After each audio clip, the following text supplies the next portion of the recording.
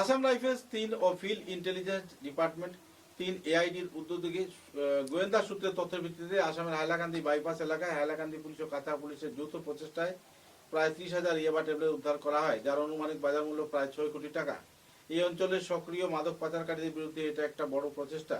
অভিযান চলাকালে করিমউদ্দিন নামে 48 বছরের এক ব্যক্তিকে আটক করা হয়। তার বাড়ি কাছাড় জেলার রাজঘাটে। উদ্ধারকৃত নেশা সামগ্রীর মূল্য প্রায় 6 কোটি টাকা। বরাক জুড়ে চলছে নেশার কারবার, কিন্তু পুলিশ প্রশাসন বিভিন্ন জায়গায় হানা দিয়ে জব্দ করছে বিপুল পরিমাণে নেশার সামগ্রী।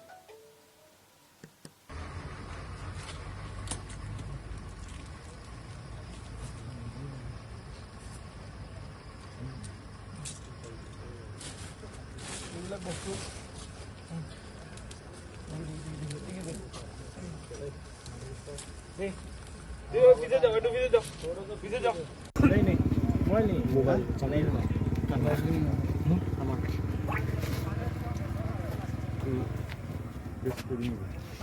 টেস্ট কিট এটা উঠে গেছে এটা তুলে হলো এটা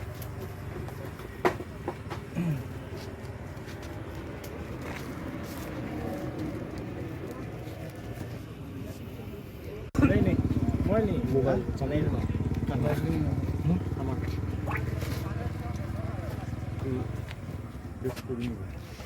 টেস্ট কিট এটা উঠে গেছে এটা তুলে হলো এটা